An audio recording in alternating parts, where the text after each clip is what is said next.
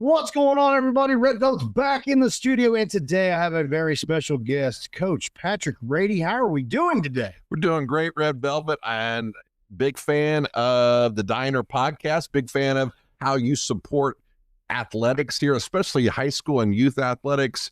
I think sports is one of the last few places where we can really just, kids can come together. It doesn't matter your economic background, doesn't matter your race, doesn't matter your religion, just a group of, guys or girls as a team, bonding together, all for the goal of winning. And I think sports is one of the last frontiers to be able to give us that in society. And so to see guys like you that give up your time and help promote, sports of all kinds of sports, thank you. Well, that means a lot, because this has been a fun journey, learning about the different schools, different clubs, different activities, and I'm learning more about sports. And when I do the youth sports chat, and they're like, "Do you want to talk about rowing or tennis?" I'm like, "I'd love to." You have to get your crowns out and explain it to me, because that's not one of my specialties. But it's fun to learn. It's fun to just hype up the athletes. Like, I want everybody to feel like a rock star. That's a good feeling when somebody's hyping you up, and it's also the third party. Mom and dad always saying words of praise. Coaches are doing the same. But when it's somebody else that you don't know, it's like, "Hey man, you did a good job." That just feels special. Well, and I tell kids, and I greet all my students every day by saying their name. The sweetest sound on earth that we can hear is our name. And so when you do that, when you say somebody's name, it does make them feel good, and grandparents love it and all that stuff. Right. And I can remember when I was taking some journalism classes, I can remember that, a guy said, "Whatever you do when you're reporting, names, try to promote as many as you can, because people that makes people feel good, and it also promotes, like I said, the hard work of these young people." Absolutely. And that's been a big important thing for this platform is, kids work so hard. Let's show them that, like, hey, your hard work is being noticed, and anything I can do to help promote you, I'll be more than happy to. So, and just like what you do with the Hoosier Basketball Coaches Association, you are the executive director, and that is quite the feat right there. That is an accomplishment. And I'd like to learn more about the HBCA, because that's just what I kind of learned the last couple of years. Is it's an association that highlights basketball players in Southern Indiana. And so really it was founded in the mid early 80s by Jack Butcher, who was the winningest coach in the state of Indiana until Coach J.R. Holmes at Bloomington South broke his record. Okay. But Coach Butcher was the head coach at Lagodi, and Max Dean, who was a coach at North Davies at the time, and then Carolyn Piper on the girls' side, which was at South Knox, and they've had some, obviously some great girls' success in that little pocket there, South Knox, North Knox. They got together and said, we really feel there's some great basketball down here in Southern Indiana, but our kids aren't getting recognized. And in fairness, the media in Indianapolis, there's so many schools already in that Indianapolis area, whether it is, or you get the region area or the Fort Wayne area. And it just, there's a lot of little small communities like here in Brazil or Cloverdale or Lagodi or, everywhere down, I was at Hanover for a year, for 5 years coaching there, but there's a lot of little communities like that, and basketball is still alive. If you don't think it is, take a look at Lagodi, pictures of Lagodi, Bar Eve, Orleans, North Davies in the sectional, and that place, had 4,000 people right there for a 6 o'clock tip. So basketball's alive in Southern Indiana, and they wanted a way to promote, kind of like what you're doing here with the Diner, promoting youth, promote our game, the game in Southern Indiana for girls and boys basketball players. And, through the years, that it's kind of progressed. We have the longest, other than the Indiana All-Star game, we have the longest consecutive high school All-Star game in the state of Indiana, which is east and west of our schools. Yeah. And so when I was approached I first started working with the HBCA about 5 years ago, and was the technology director. Okay. And so did some stuff with the website and those kind of stuff. And Kevin Smith, who was a longtime treasurer for the HBCA and was a coach, and Andy Eigel, longtime coach and administrator, they approached me about, possibly, taking the torch and going with it. And so I owe a lot to Kevin and Andy for having, the vision to see, for me. And then Josh Thompson, who's the coach of Godey's, won a state championship at Bar Reeve, played at Bloomfield. He's treasure now, so we both are running it, and we were looking forward to April 26th, which is our all-star game, and we've got some local flavor that's going to play in it. Absolutely.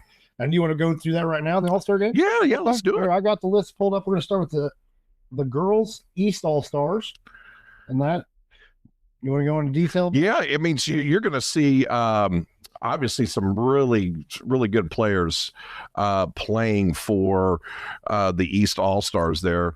And you have from winning programs there. And, as far as like local flavor from around here, if we jump to the West there, you've got Reagan White. I don't think she's going to be able to play. I think she's had to have a surgery. Okay. But she definitely had a great career at Northview. And so I was excited that she made the team, because I think Coach Keys does a great job with his program and the girls, and had two girls on our underclass. Absolutely. So the future's still bright for the Northview Lady Knights there. And you can see there Julia Lashley from Bloomington South, and then Washington, Katie Reed, Shay Hawk, Coach Gretchen Miles does a really good job there in that pocket. But yeah, and then a little closer to the area there, Edgewood. Yeah. But on the boys' side, for the West, and you got more local flavors. So absolutely, Braden Goff, stud at Northview. Northview. He just had the 1,000-point, 500 assists, and 500 rebounds, first ever in school history. So phenomenal player, great kid. He's been on the show before. Great kid. I can't say enough. I lived long enough now. I got beat by his dad, and I got beat by him. So how do you know you've gotten old? You're getting older when you're beat by two generations. Yeah, that JV team. I got beat by Mark Rates' son this year. Man, the Northview game. Yeah, and I thought Mark was on our team at Terre Haute South. I'm the assistant coach. But Sam Gooch. I don't know if people remember his dad. I joke with him. I'm like, man, I don't know if and Sam can really dunk it. He but is a stud. His dad was every bit of that. Oh, really? Oh, yeah. In the late 80s, his dad was doing some unbelievable dunks there for Rockville. Okay. But yeah, so you got Sam Gooch there, Blake Neal, dude, not every player can make his teammates better. Yeah. And Blake Neal does that. I mean, and he does that. And then when you talk about making teammates better, Gavin Wolfley, and I know like coach's son, Gavin Wolfley's a outstanding point guard, and he runs the offense, and he does like the little things, and it averages over 5 assists a game. And he is he's one of the better point guards. So I mean, that you talk about you talk about that team right there, but I'm just kind of focusing in on the local flavor. Absolutely. But yeah, we're excited. Gavin Wolfley, he's got over 100 assists already this year. I mean, I think he's third in my top 10 list. He's a very impressive young man. Yeah. So there's really some good basketball over here. That is April 26th. April 26th. Right, we're putting that on the calendar. Yep, and then so we're really looking forward to that. And like I said, we thank the coaches in this area for being a part of. Obviously the IBCA, Indiana Basketball Coaches Association. We don't want to take anything away from them. They are the largest Coaches Association, in the United States, that encompassing all the state. But like I said, ours is just for Southern Indiana, and really it's almost south of 70. But obviously, it kind of. But and some of that was also like you go to the Southern semi-state. Back in the old day, Brazil would go to the Southern semi-state. Okay. And so that was kind of, that was part of like when we looked at like schools that, I mean, it goes from Illinois to Ohio state lines. Yeah. Oh, wow. Yeah. So we got a lot of that's where we get the East and the West. Yeah. And so, and you've got, a pocket there. Silver Creek's got 3 kids on there. When you look at the East team, they've got a kid going to Miami of Ohio from, Charleston. Okay. So I mean, we've got some players. Yeah, Indiana's got some good basketball teams, basketball players, good athletes all around. And we thank you for promoting and adding this. We've been fortunate that the media has kind of taken on and promoted our all-star game, our underclassmen team districts, and we also do one that we have an honors court.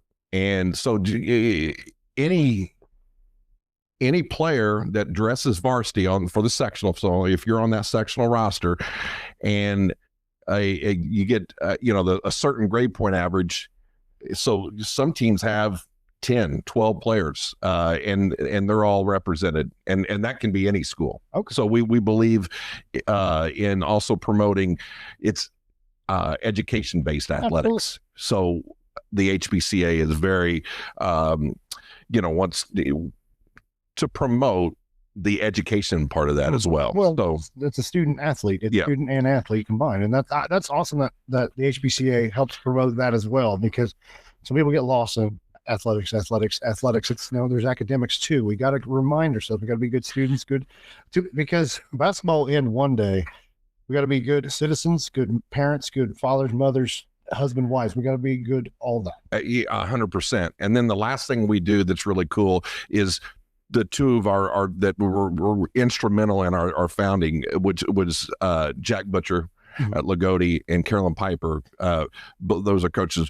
We have a $500 scholarship on each side for each district. So when you see those district 1, 2, 3, and 4, we have a representative from each district on the boys' side that will receive a $500 scholarship. Okay. And then each one on the girls' side. So there's, $4,000 in scholarships that we hand out every year as well, to show that, and they don't have to average, a ton of points. It can be anybody on the team. But they must be a player and a senior, but then, then we look at other things like academics. We look at volunteer and that kind of stuff, character. But, so we really feel, and it's $30 for the membership for the coach. So when you look at all the opportunities that you get within our organization, I think it's a deal. It's a deal, right? It's a deal, and we love doing it. We love promoting it, and we're excited to have the teams that we have, like in each district, and the coaches, and like I said, thank you for allowing us to talk about a little bit about the HBCA here at the beginning here, and also on your Facebook page, just kind of promoting and putting the teams out there that we have. So, well, I appreciate it, and I appreciate you sending me the district or the all-star teams you sent me.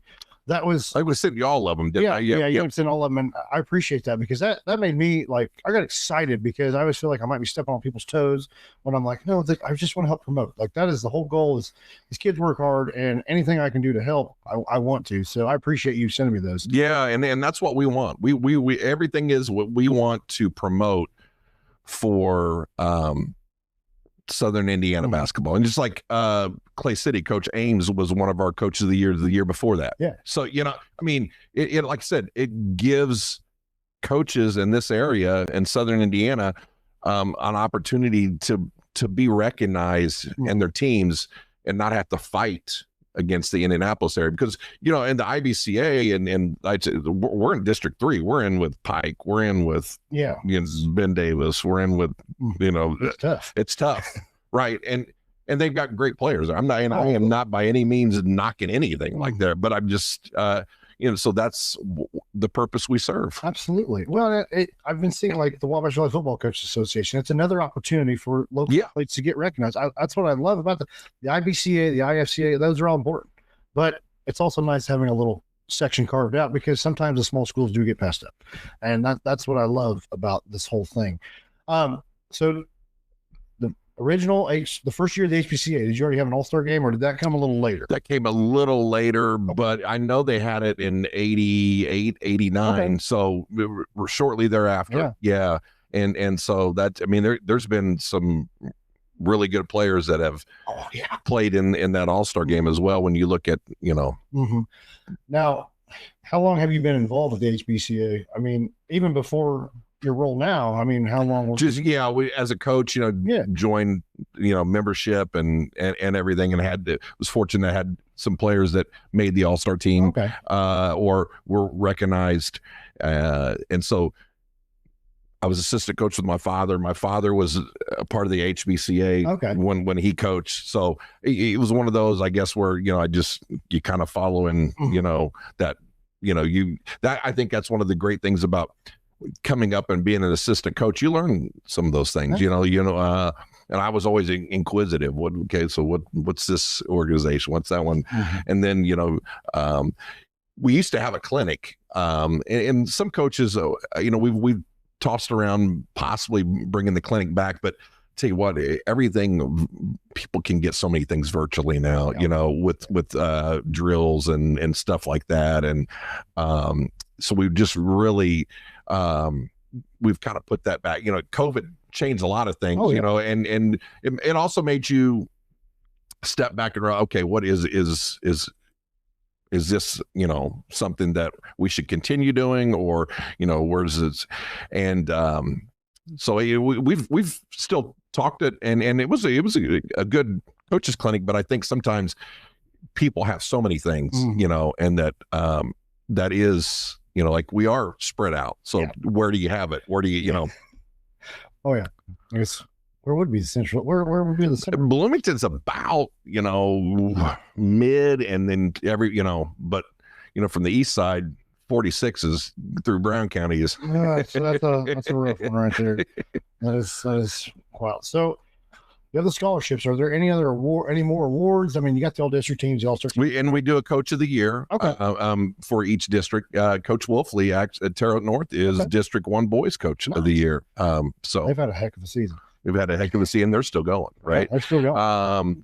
And that's so this is actually the second time in 3 years that he's been our coach of the year. So he does a great job, and these are all voted on by coaches. Like, so when you see like these the other coaches vote, so these are selected by their peers.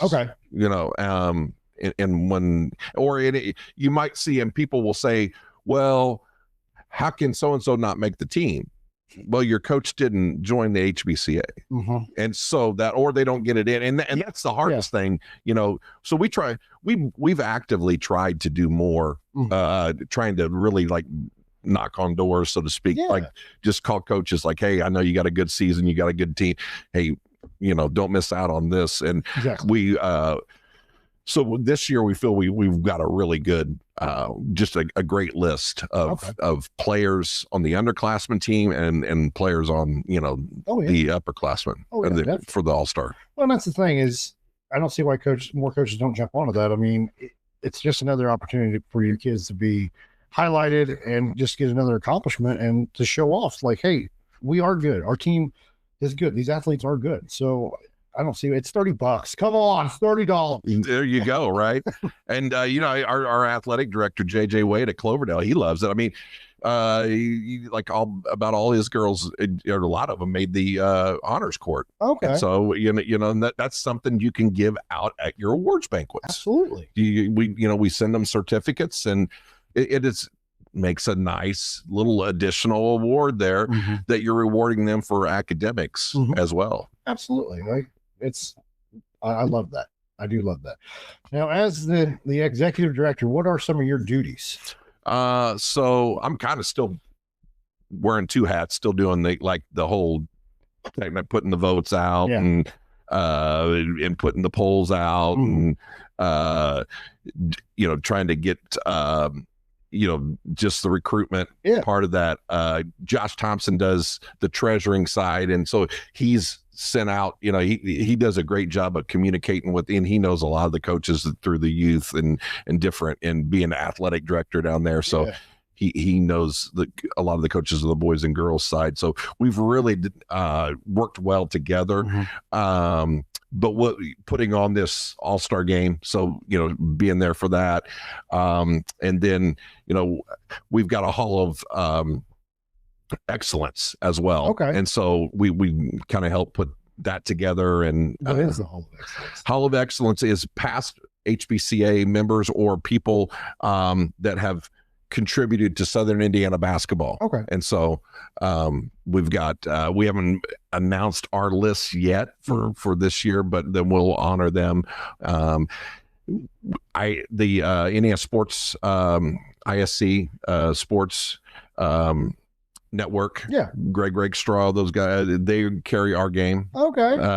Every year. So, that's another, if you can't get down there to see some of the kids from this area, you'll be able to get it on the ISC Sports Network. Okay. Cool. One more time, where's the All-Star game located? It's going to be in Lagodi. Lagodi on Sunday, April 26th. Okay. And we do that so that we have it on a Sunday in the afternoon. People can still go to church and kind of do their things. But at the same time, this allows the spring sports kids to be able to still compete in an all-star game and not have to miss a practice, a game, or anything like that. We don't want to do that. And, so. Yeah. But the boys and girls are going to be the same day. Yeah, the same day. Okay. Yep. All right. The girls will tip off, I think, around 1:30, and the boys about 30 minutes after that. Nice. That'll be a lot of fun. I'm going to try to go. All right. Busy weekend. I got 2 wrestling events, but I'm going to try to go. All right. So, you've been around the HBCA a while. Are there any cool memories you have of the All-Star games or anything HBCA related? I can remember going to clinics earlier with my dad and getting to meet other coaches. Yeah. I think that I think the camaraderie of coaching is something that's, people asked me when I stepped out of coaching a couple of years ago, what did I miss? One, I missed the locker room. I miss that every day, that just being a part of a team, a part of something, and you're working for that. And the second thing I missed was the camaraderie of the coaches. And I think, and a lot of it is we go through the same struggles. Yeah. You may have a really good team one year, you may not have it, or you may struggle. You've kind of all been through some of those times. If you've coached long enough, you've been on both ends of that. And I think that the camaraderie, we all face the same. I don't care where you're at. Every kid, they want to play. Absolutely. And you can only put 5 on the floor. People want to be the leading scorer. People want to be, and mom and dad want to be the leading scorer. Oh, of course. Grandparents want to be, and so I think you as a coach, that's the one thing is you respect other coaches because what it's like. Your spouse knows what it's like to sit there and hear other people. Oh yeah. And so coaches' wives, I mean, they're human too, Yeah. And so I think that camaraderie, just of getting to meet different coaches, for me, as far as the history, and then getting to work with Andy Eigel and Kevin Smith, 2 gentlemen that I would say are mentors to me, just from coaching or just a leadership, just how they've handled themselves, just as husbands Yeah. and fathers and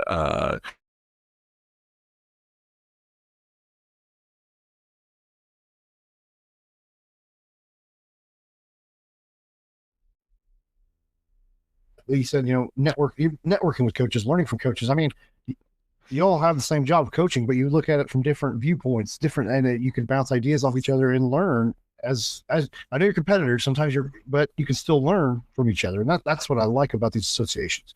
And I'm looking forward to this game. I'm gonna do whatever I can to be there, but I'm excited for it. Anything else you want to talk about the HBCA? No, I mean, it just like, thank you for letting us promote it and everything. And anything you need, I'll be more than happy to promote. I'm the hype guy. But I want to learn more a little bit about you. You are a coach's son. Yes. So you've seen things differently than a lot of other people that aren't coaches' sons. And so how was it growing up being, especially a coach like your father, over 700 wins? Yeah. That's a little different than even some of the other coaches. My wife will tell you that I can't remember to take out the trash, and I'm telling her I could remember I'm in Winchester, Indiana, and I'm 5, and we're listening to the radio, and my dad's team's playing Hammond, and they were ranked number 1 in the state. And my mom were listening there, and the radio guy's going crazy. And she said, Dad, they just beat Hammond. They just beat Hammond. I remember jumping up and down. I'm like, this is like, I just was hooked, and I loved going to high school games, and I would sit there and I would listen to my dad's speeches, and I would, pregame speech, postgame speech, I would just kind of like, listen. One time I was watching, I was behind, and my dad will probably tell you he didn't say this, but I was like, I think I was 8 or 9. He was at Shelbyville at that time. And I was sitting behind and listening, and he was like, "That's Bush League call." So that next Tuesday in recess, the teacher calls me out. I said, "That's a Bush League call." Well, I get, my mom has to she gets called down to the principal calls. I think, I can't remember, whatever, but she's like, "You can't sit down there anymore." And then the next game, I'm like this, sitting up here in the stands by my mom. Yeah. And then I think by the 4th quarter, I was wormed your way down there. By the way down there, but it's funny to see the past players that played for my dad, and, just how, getting to know them when I was younger, and now with Facebook and getting to reconnect with some of them. I was very fortunate, because my dad was gone a lot. And it's people look at it different ways. I always admired that, because I knew he was doing something, like in Indiana, that's really an important job, right? Yeah. The basketball coach. Absolutely. But and he took it seriously. But I was fortunate that he allowed me to go right on the bus, and so I was hooked at a young age, and I knew I wanted to be a high school basketball coach in the state of Indiana. Yeah. So, as we go through, and my dad wanted to hold me back. And when we moved to Terre Haute in 1980, the fall of 80, which would have been the 80-81 school year, he wanted to hold me back, and I didn't really want to do that. But he goes, I'm telling you, he goes, "You're going to grow late."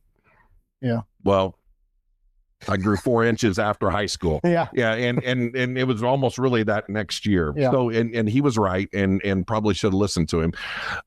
So just physically, I was behind. And I played C team as a sophomore at Terre Haute South. And, I could shoot it, but just wasn't quick, probably could have played at some smaller schools, but, and I told you the story, my junior and senior year, he cut me. So, Yeah. Well, I mean, hey, that's where you got to say, Dad didn't play favorites. He cut his own kid.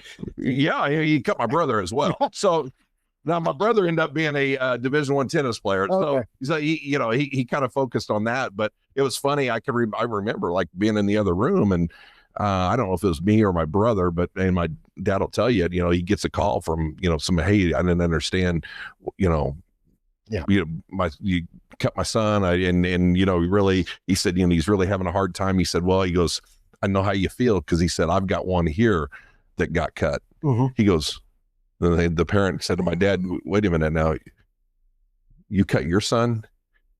And he said, yes. He said, okay. He goes, I don't think we probably need to talk anymore. Never mind. I'll just hang up the phone. So yeah. Hey, that's sometimes that's what you have to do as a coach. I mean, yeah. And I wasn't good enough. I wasn't good enough. There's teams I probably could have played on that I've coached. Yeah. But for that time, yeah, in the history of Terre Haute South basketball, yeah, really good. And you were right there at the peak. Yeah. Yeah. So I mean, it was tough. Yeah. And you know what? He could have put me on the team, and I could have just rode the bench and clapped, but it wasn't fair to him. I mean, I wasn't, as a coach now, I look back on that, but he told me something. He said, if you want to coach, he said, and he listed all these coaches that didn't, Rick and Jarris, and just different guys that didn't end up really playing. Mm-hmm. Right. And so he said, I coached a team when I was in the sixth grade, or a sixth grade team when I was a senior in high school. Okay. And so I approached Steve Heck, who was the director of the boys club back then in 1988, and a couple of my buddies from high school went with me, and we coached a sixth grade team at the Terre Haute Boys Club. That's where I got my first start in 1988. Yeah. So I've coached at the sixth grade level all the way up to high school. And then the last couple of years I was with junior college. Okay. So I was able to see some of the workings there, but yeah. I think it's important, all those levels. Mm-hmm. And as a coach, seeing the development mm-hmm. from, yeah. And I think that was one thing I was fortunate enough to do, was coach at every level from the sixth grade up, mm-hmm. so that, I think you get an appreciation of, and you understand, how important those early years are to when they get to the high school. Mm-hmm. Well, you're at sixth grade, and even, the upper elementary, you're almost fostering the love of the game and development. And, wins and losses are sometimes important, but people sometimes focus more on the W's and L's instead of the drills and the skills. Like, we're here to foster the love of the game and develop. Wins and losses are in high school, in my opinion, and that's what I feel like. I've seen it in youth leagues. They're like, oh, the 7-year-old's not good. I mean, he's done. Like, yeah, puberty is something else. I can't tell what a kid's going to be like when he's 18 at 7. So let's just cast that wide net, get as many as we can, because they're all going to eventually drop off, fall off, find other sports they like, find other activities. So cast that wide net. Don't just eliminate them at 7 and then. Well, and I think that's a big.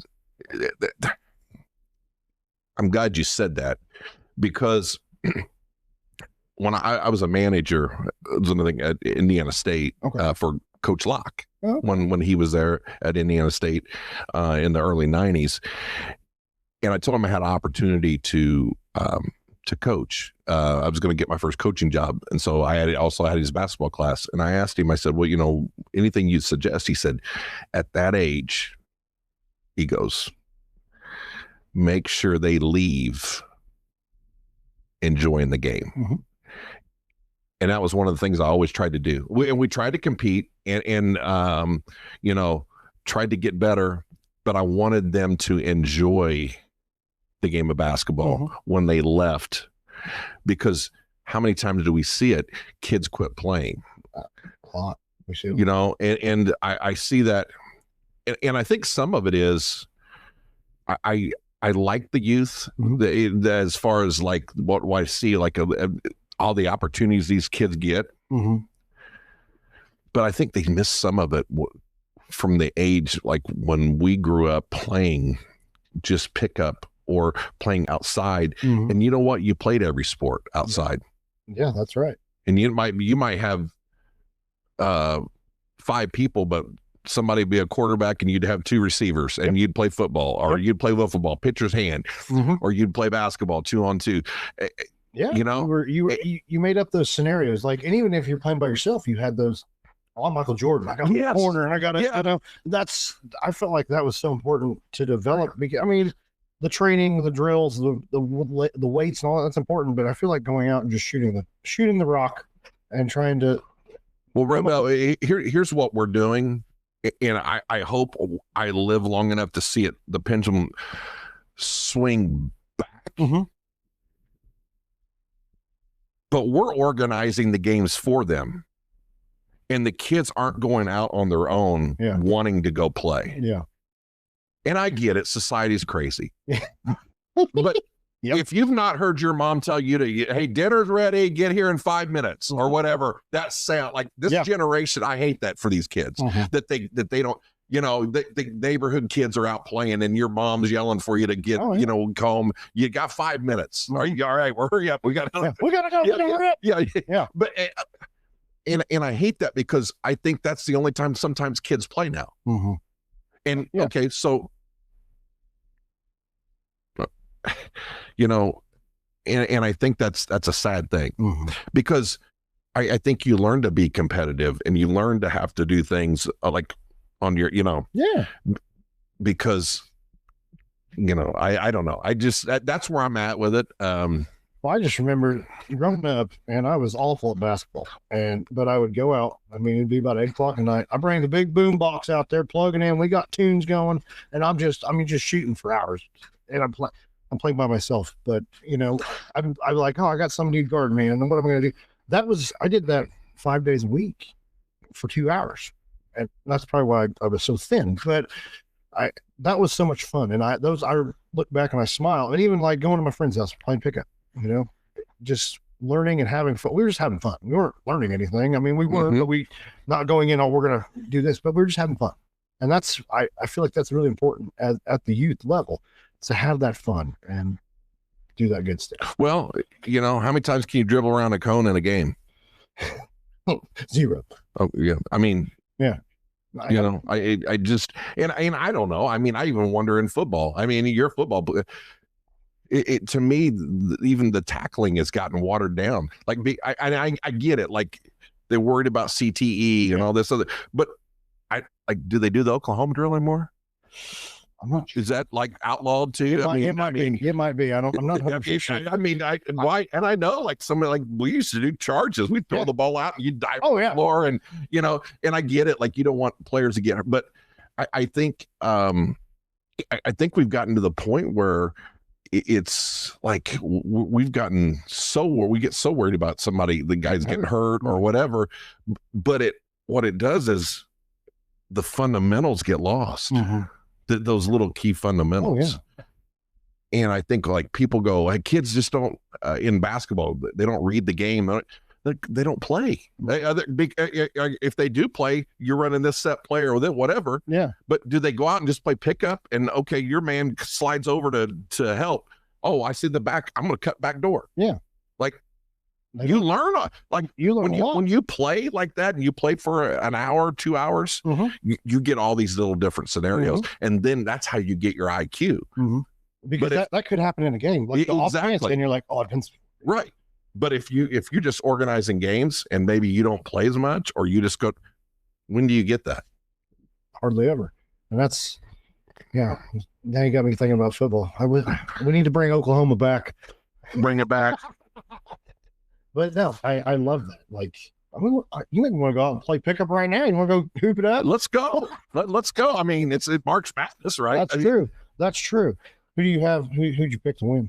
Well, I thought I was in trouble. I had Duke and Purdue, but Duke was getting beat by Siena on my way over here. I looked at the score, and they won by 6. Well, there you go. I guess part of me wants it for Purdue, because I really Coach Painter is, I think he's one of the last guys that could still, that still are they do things right. Yeah. And what I mean by that, I just think that it's still education based. I think you look at Braden Smith and Fletcher Lawyer and Trey Kaufman-Wren, like they've stayed there. Yeah. They've given up opportunities to go get more NIL money. Yeah.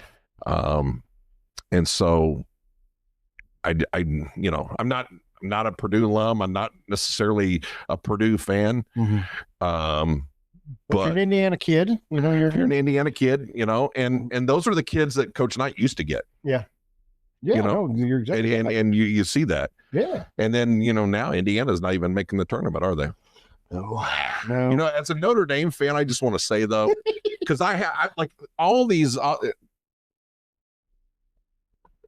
fans would give me, because I like Notre Dame football. Okay.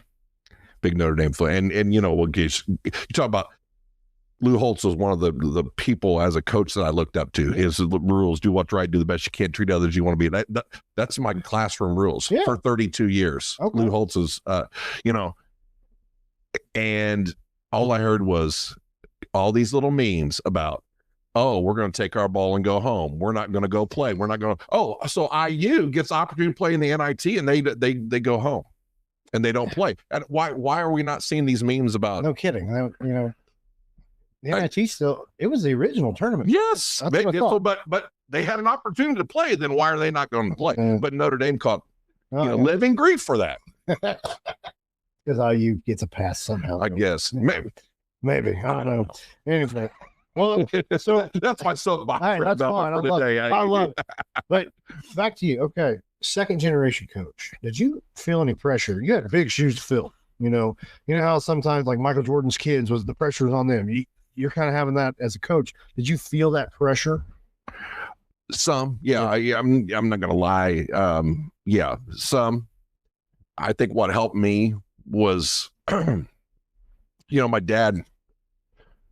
Being with him for 9 years as his assistant, I was able to see things through a different lens than as when I played early on and then was manager there and as a little kid.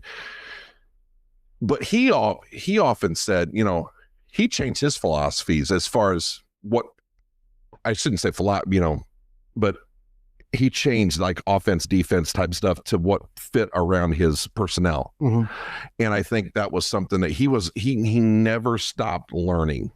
Like he would, whether it was he talking to coaches or going to clinics or getting an instructional video or whatever, he never stopped learning. And so I took that from him. And so, but one of the things I went down to Hanover, Indiana. And so really that pocket he had never coached. Okay. So he went to Hanover College, but it had been so long since he was in that area. So not a whole lot of people really kind of, had those expectations like that. And so I think that was, probably a good thing for me to go down there and learn. And I learned a lot in that 5 years being the head coach. Yeah. How was it being with your dad, like coaching with your dad? That's got to be a cool moment, cool timeline right there. It was, and it was something I knew that I would always look back on and be able to cherish. Yeah. And then, the opportunities that I was able to have by being in the people that I was able to meet because of him. Yeah. And just how he treated people, I think is something that still today. So like I was here at Lynn's Pharmacy getting some stuff, and one of the gals said, she goes, I always know when your dad's been in because he leaves me a little mint, and he has these mints, like he gives out people mints, just to thank, like his way of I think he buys like this huge bag from, I don't know where he gets it from, but no, I think, how he treated everybody, from his assistant coaches to the custodians to the secretaries to everybody, they were important. Absolutely. And he made them feel important. and I think that's something that I think sometimes can get lost, that you thank people, the locker room always was spotless when we left, and those are things, and he's not the only coach that does that, but I was able to learn, from him, and then obviously be able to share the memories, and so when the opportunity came back, I was looking at some jobs around here, and Cloverdale principal Sonny Stoltz asked my dad. He said, "Well, why does he want to go to this school?" I'm not going to say the school's name, but why did he come here? He goes, "Well, I think he probably still wants to be a head coach." He said, "Well, what about him coming back and he'll be the head coach in waiting?" And so I thought about it, and I'm like, you know what? I'm never going to get the opportunity to go back and work with my dad once it's you can't continue to go back and at some point, it's Father Time's going to get us, right? Yeah. Father Time's undefeated. That's right. And so I'm like, okay. And so I went 7 years and was his assistant again. So I was 9 years at Terre Haute South and 7 years, Oh, wow. and then, and I was a head coach for 12 years. Yeah. And then now, Coach Hart, had talked to me, and he knew I was missing just the day to day. Yeah. I wasn't getting that when I was at College DuPage, but I'm very thankful for Coach Joe Kewen at the College DuPage, kind of helped get me back into coaching. Yeah.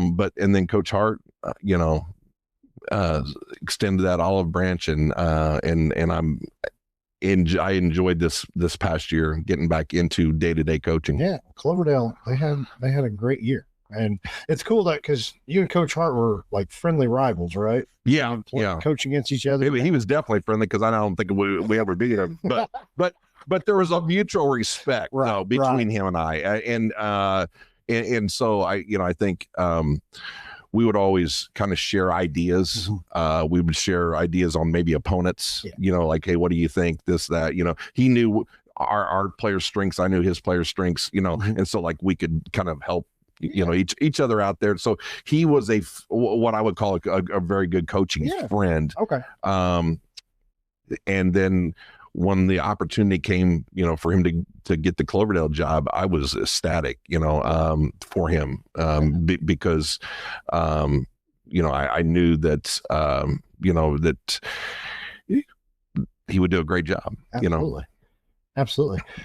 Now, when you were the head coach of Cloverdale, 3 consecutive sectional championships. Yes. Yep. That is quite a feat right there. That's hard to do. But also you had two athletes, and I can't believe they're teammates, Cooper Neese and Jalen Moore. What was it like coaching them? Very blessed. Yeah.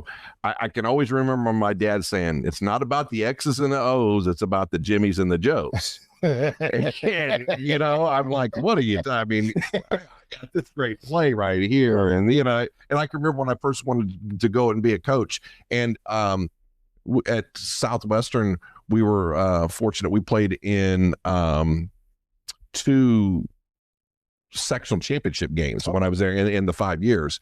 And it was, we battled, and I can, I think sometimes I probably did as good a job, if not better, coaching those players than I did when I had some guys that could really go out and score. Jalen and Cooper both scored over 2,000 career points. Wow. And it was fun because they're competitive. They wanted to win. That's, so there's added pressure because everybody's gunning for you, right?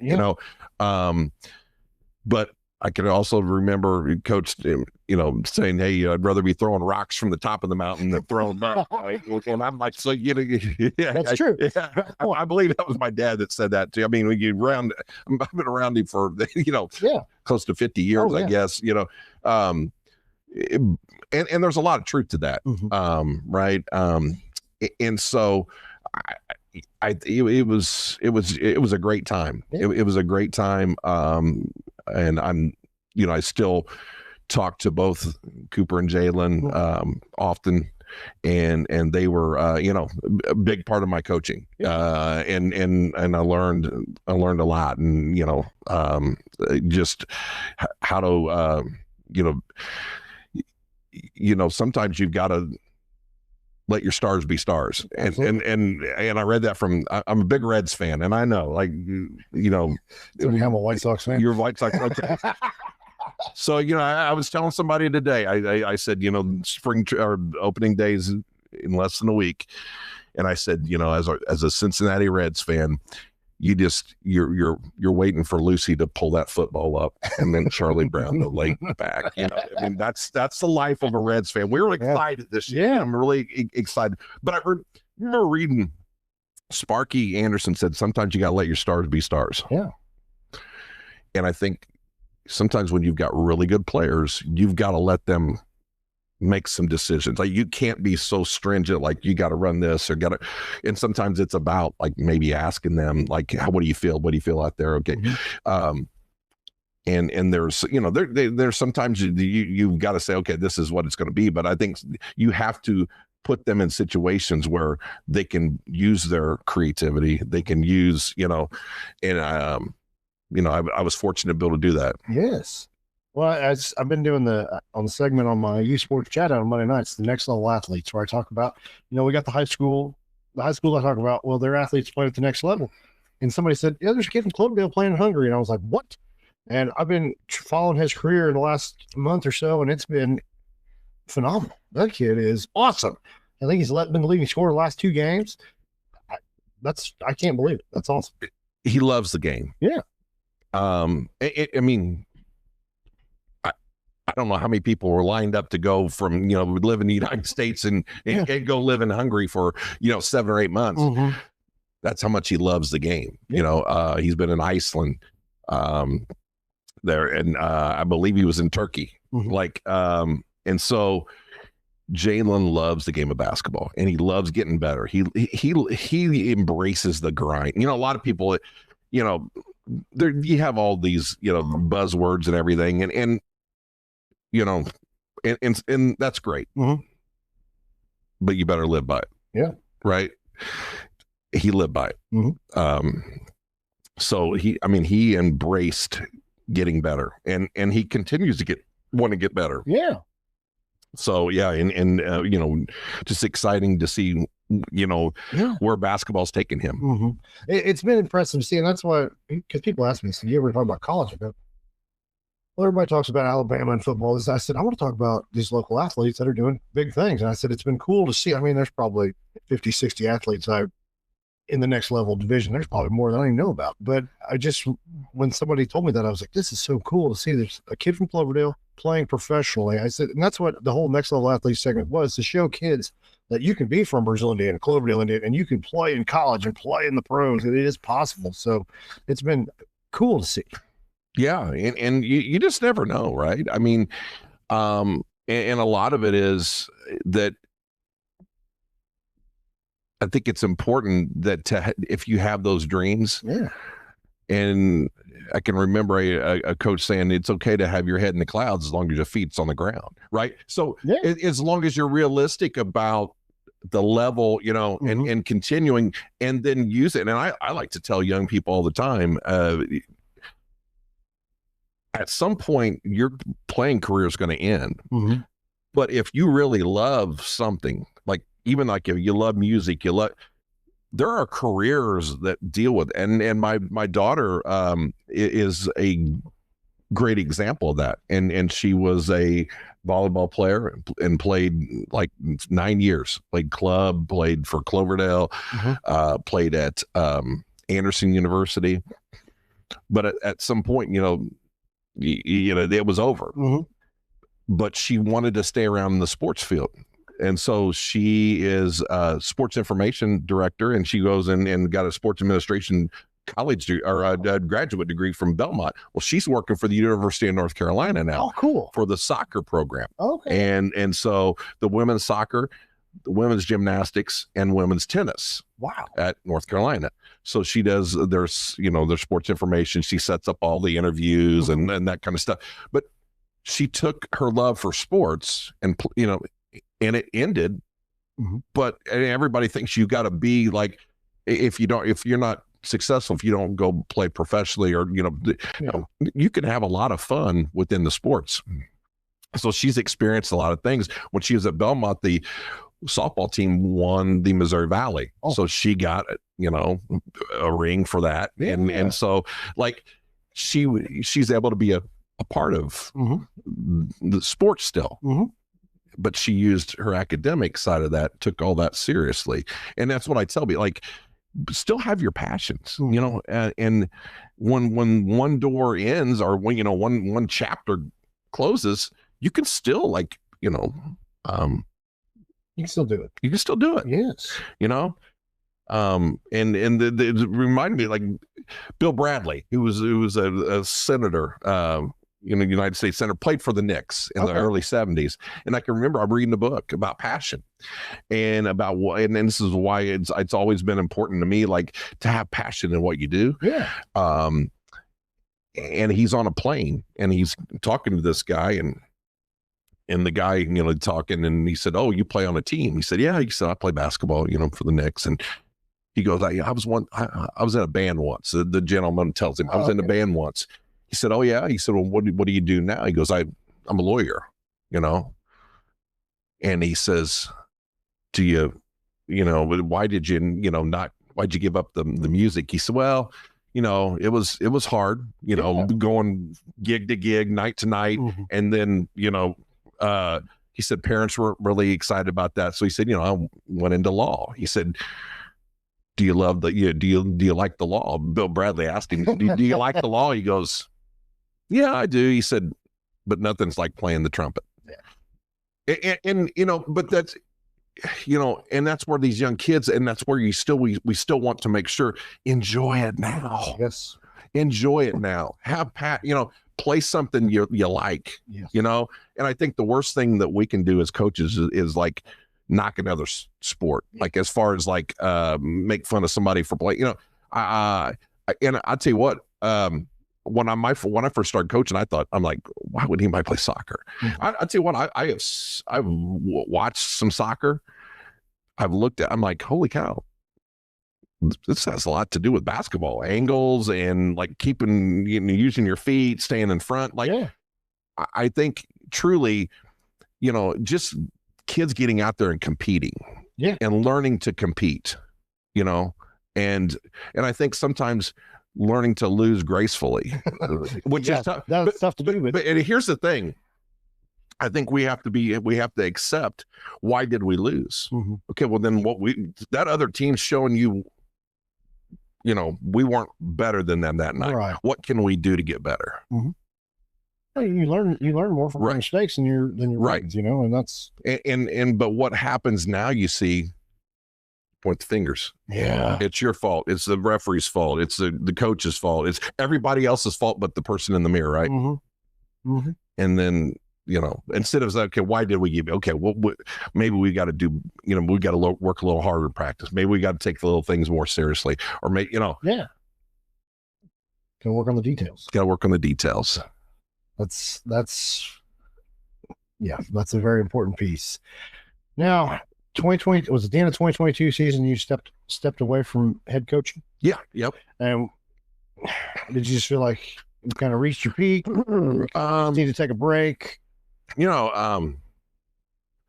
was something that I talked to my wife and talked to my daughter, and I was tired. It's a year-round job.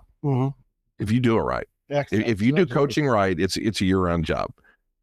And basketball encompasses both semesters at the school. I was also, a teacher. You play in the Wabash Valley Classic. You're giving up your Christmas. Yep. You're giving up your Thanksgiving. And then, it's a grind. And then June, you're going almost, June's as busy as January is. Yeah, because you have X amount of practice days or game days, and you're just trying to cram them in there. It's a busy 30 days. It's a busy 30 days. And if you don't do it, you're not, and it was getting to the point where I needed a break. as an assistant coach, I don't have all the hats you got to wear to be the head coach. Yeah. So that's one of the things that I've enjoyed, stepping back, moving a couple seats over. I'm telling you, people don't really, you slide one seat over and it's a whole different world. It's a whole different world. Less pressure. Yeah, exactly. And so, yeah, and I wanted to do some things. I wanted to, I told my wife, I go, I would at one point in my life like to go to Florida when it's not like 120 degrees out, like in July 4th. I still haven't made that trip down there yet, but I did go to North Carolina this year. And that was one of the things I told Coach Hart with my daughter being at North Carolina. I said, hey, she's got season tickets and we've already agreed upon. I said, I'm going to go to the North Carolina and Duke game. Oh, and the shot that was the crazy shot there at the end, I was there for it. I was there for the North. So I got to experience my first North Carolina Duke game. And so there's things like that I wanted to do, and I was able to do it. And still, like I said,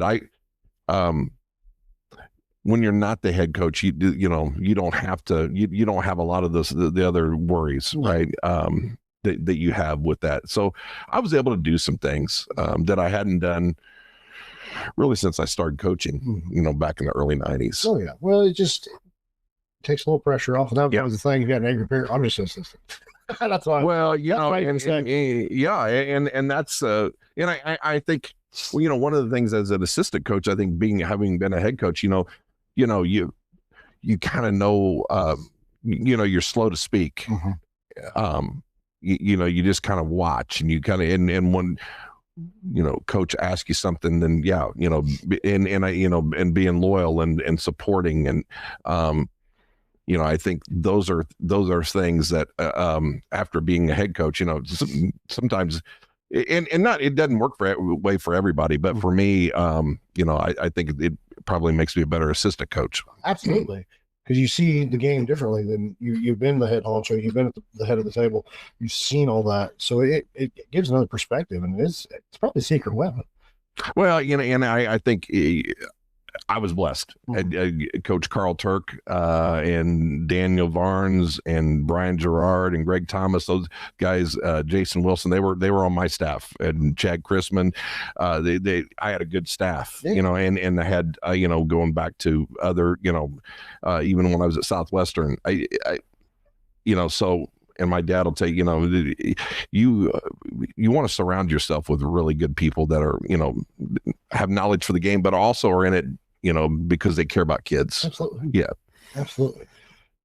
I was saying, I think when you were head coach, did you have any game day rituals? Did you have to have that perfect meal or energy drink or Snickers bar? Oh, if I could, I'd like to get a little nap. Okay. That's the first one right there. I've never heard that. Love my pregame naps. Yeah. And, whether it's 30 minutes or an hour, then get up, make myself an iced Americano, which it can be scary because that's my second one for the day at, 4 o'clock or 4:30. Yeah. Now the caffeine's really kicking, right? But I love coffee. Yeah. And one of the things my wife and I like to do, we like to just go to different little coffee shops, mom and pop ones, and just kind of just try different coffee, So I love coffee. Yeah. And so that would be my drink that I would have on a game day ritual. And that would be as far as like for me, the nap. I wanted to have my nap in, and just to kind of, because I would sit there and think, okay, and just get into a quiet place. Yeah. And for me, when I'm totally asleep, then, then it's quiet. Because, you feel like you've scouted and everything. And so the whole night before, like you can just relax. And then, Yeah, and then pretty much that, or I really didn't listen to music on the bus. I mean, heck, you're worried as a coach to make sure like kids aren't messing around. Yeah, I mean, fortunately, I had some good kids, and they didn't do that. But or you talk to your assistant coaches, and some of those things. I love the bus rides because the stories. I mean, you get coaches. So coaches have some of the best stories. That's true. That is true. And it's funny that and this was a great year. Just to listen to Coach Hart's stories and sharing mine, and just it was override another chapter. But I mean, just I love that. I love all the things about like that coaching, that camaraderie there. Yeah. And then probably, if I could, I'd listen to some 80s music, maybe. Okay. What kind of 80s music? Oh, Van Halen? Love Van Halen. Okay. Oh. And you know what? I joke now, and I probably shouldn't, but I'm like, heck, I'm 32 years into this profession. But would it be vaping in the boys' room now instead of smoking in the boys' room? Yeah, I think it would be. You think, okay. Yeah. Well, I just was curious because, I'm a big Van Halen fan. And I can remember kids smoking in the boys' room. Now it's vaping in the boys' room. Look, not the same ring. Not the same ring, but it's true. I mean, I'll have to see if there's any bands that can monitor that because love Van Halen. Jump. Oh, I mean that's an athlete's street. Oh yeah. I was an AC/DC guy. Thunderstruck. I remember as a youth league coach, I'd play that, and I mean, I'd almost get in tears because one of the football games at Northview, I got to run through the tunnel they played Thunderstruck, and it's just hyping you. Yeah, and I was like, that's like the ultimate pump up song for me. Yeah, okay. Right before the game, before that, man, it's like I listen to death metal, so it's a little wild. But see, I was 80s hair band. Yeah. And the Twisted Sister, Cinderella, Bon Jovi, Poison. Oh, man, I love Poison. Motley Crue. I mean, Kickstart My Heart. Yeah. There's an old VHS somewhere of my brother and I was in diapers and we were singing Unskinny Bop by Poison. Woo! We did our own music video. Hey. If I can find the footage of that. It's going. That'd be golden, right? Oh there. Yeah, well, I'm sure I can. I've got a VCR somewhere around here, and we will make it happen. But yeah. Final question. It's not really a question; it's a statement. As a coach, you need to thank your wife because being a coach's wife it's a hard job. Oh, and it is because I don't think people understand it. Like tonight, she's like. I think she was going to take something to Goodwill or whatever. And then she looks at me and she goes, podcast tonight? I go, yep. She goes, well, we'll just be doing dinner on our own, So, but that's, we've done that. Right. And my daughter was salutatory and she great. I mean, I got to get my wife, did a lot of that of the parenting, yes. Part of that, and so that, a lot of times they're parents and then they're getting your child to the games, yes. to their games. And then just going to the games and sitting there watching, knowing that, their husband's out there trying to do everything. They know how important that we want to win. Yeah. And then, whether people say things, and all that. Yeah, exactly. So, they're just they're so important. And if you don't have a supporting spouse, it can be tough. Right. And so I'm thankful that my wife allowed me for so many years to pursue this, because oftentimes you're investing more time than you are with your kids, and so that's a tough thing. I look back, and I probably wish I would have spent more time with my daughter. now I try to make up, as far as that goes. I think,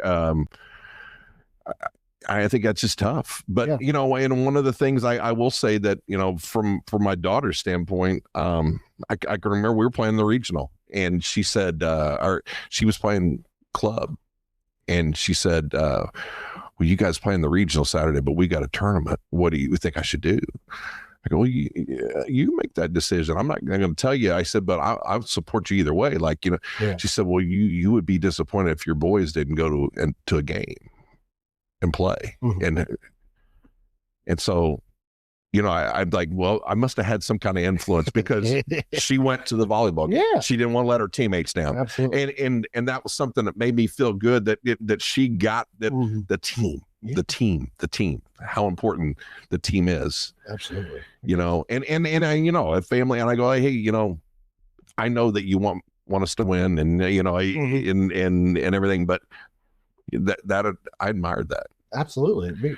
And you'd have been happy if she was at your game, but yes, either way, we were happy that she chose her teammates, because it is. I mean, that is a tough choice to make as a kid. You're like, well, I want to go see my dad. My dad's team's doing good. I want to have. And she was a high school student at Cloverdale at the time, so and I get that, but at the end of the day, she chose that, and so, but that I admired her for that. One of the things, that I thought that was it, and so. And I can remember one day we went, and I get it as a parent, sometimes we went, and she didn't get in the game at college, and her mom and I were disappointed, you want, and you still trying to be respect as a coach. Absolutely. And she comes out, and she says, hey guys, you guys can go ahead and go. She said, the assistant coach is going to work with me on sets. She said, because, and she goes, I want to continue to get better. She didn't complain to us. Yeah. Hey, the coach didn't play me. I got to get better. She went out, and then the following week she got an opportunity to play, and they beat a ranked team. Nice. That's awesome. And, and so when you look at that, all from a family standpoint, I'm very proud of her, for just because it would have been easy just to complain. Oh, definitely.